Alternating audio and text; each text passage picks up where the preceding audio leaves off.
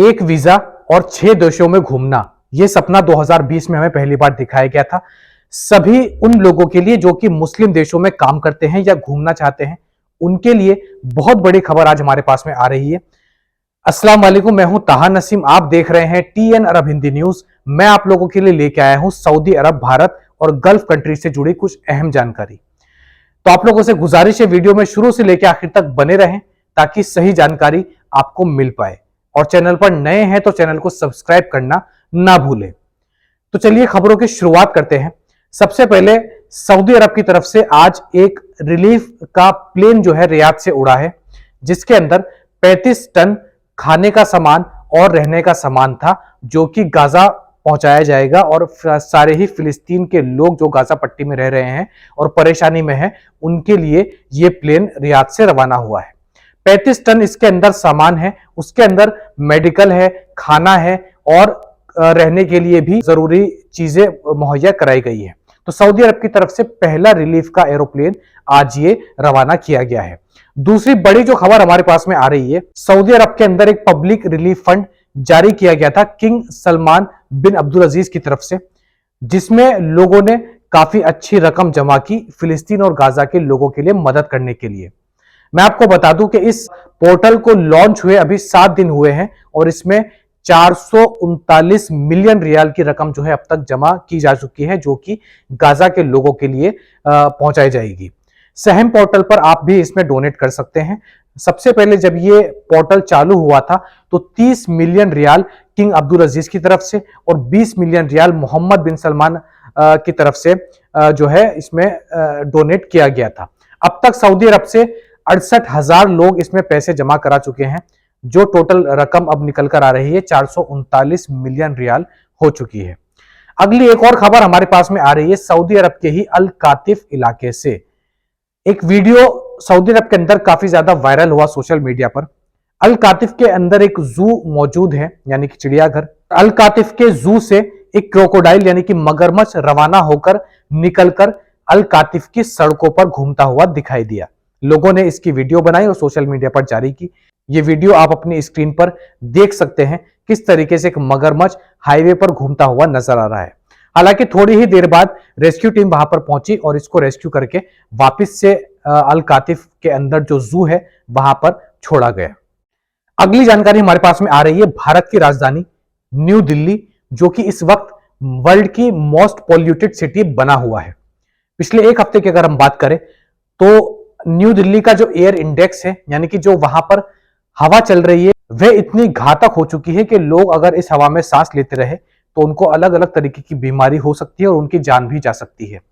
इसकी वजह से एक हफ्ते के लिए न्यू दिल्ली के अंदर सारे ही प्राइवेट और पब्लिक स्कूल्स को भी बंद कर दिया गया है और जितनी भी कंस्ट्रक्शन साइट्स हैं उनको भी रोक दिया गया है। इतनी बुरी हालत इस वक्त न्यू दिल्ली के अंदर हो रखी है। इसी वजह से एक नया फैसला जो है लिया गया है। फ्राइडे यानी कि कल के दिन सुप्रीम कोर्ट में एक्सपर्ट्स जो है आर्टिफिशियल रेन का एक मॉड्यूल सुप्रीम कोर्ट के सामने पेश करेंगे, यानी कि उसमें बताएंगे कि किस तरीके से नई दिल्ली के अंदर हम आर्टिफिशियल रेन कर सकते हैं अगर ऐसा ही मौसम बना रहा तो। बताया जा रहा है कि 20 नवंबर को दिल्ली के अंदर आर्टिफिशियल रेन कराई जा सकती है, लेकिन ये किस तरीके से होगी इसके बारे में किसी भी तरीके की कोई जानकारी अभी नहीं मिली है। आज से पहले सिंगापुर, चाइना और जापान में जो है आर्टिफिशियल रेन का इस्तेमाल हो चुका है। माना जाता है कि बादलों में कुछ केमिकल्स छोड़े जाते हैं, जिसके बाद ये आर्टिफिशियल रेन किसी भी शहर में कराई जा सकती है। इसके ऊपर फ्राइडे में जो एक्सपर्ट्स सुप्रीम कोर्ट को अपना प्रोजेक्ट दिखाएंगे, इस पूरे मामले के बारे में जानकारी देंगे आर्टिफिशियल रेन के बारे में। उसके बाद सुप्रीम कोर्ट का फैसला आएगा और अगर आर्टिफिशियल रेन हुई तो 20 नवंबर को नई दिल्ली में हमें आर्टिफिशियल रेन देखने को मिलेगी, जिसके बाद ये जो मौसम है इसमें सुधार हो सकता है। अब बात कर लेते हैं उस खबर की जिसका हम सबको इंतजार था।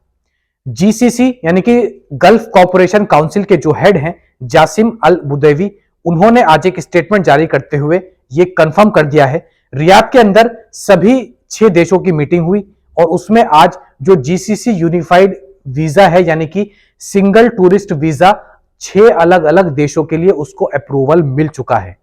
जी हां, यानी कि अब आप एक ही वीजा लेकर सऊदी अरब, दुबई, ओमान, कतर और कुवैत घूम सकते हैं। ये वीजा जो है इन 6 के 6 देशों में लागू होगी। यूएई से लेकर ओमान तक आप कहीं भी जा सकते हैं। इसके लिए आपको केवल एक ही वीजा लेनी पड़ेगी। सिंगल टूरिस्ट वीजा से आप इन 6 देशों में घूम सकते हैं। हालांकि इस वीजा के ऊपर आप काम नहीं कर सकते किसी भी देश में, और अगर आप सिंगल टूरिस्ट वीजा पर आकर इन 6 देशों में काम करते हुए पकड़े जाते हैं तो आपको गिरफ्तार करके आपके ऊपर कार्रवाई की जाएगी। ये अभी सिर्फ सिंगल टूरिस्ट वीजा के तौर पर लॉन्च की गई है, अप्रूव हुई है। लॉन्च तो अभी 2024 से 2025 के बीच में हमें देखने के लिए मिलेगी, लेकिन अब इस पर जो है सरकार का ठप्पा लग चुका है, अप्रूवल मिल चुका है।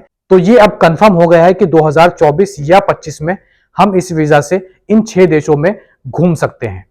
तो सभी लोगों के लिए बहुत आसान हो जाएगा, क्योंकि अब कोई अगर सऊदी अरब के अंदर काम करता है या सऊदी अरब की टूरिस्ट वीजा लेकर आता है, उसको अगर सऊदी अरब से भी ओमान जाना पड़ता है या बहरीन जाना पड़ता है या फिर कतर भी जाना हो, तो उसको अलग से एक वीजा लेनी पड़ती थी, उसके बाद वह इन देशों में एंटर करता था।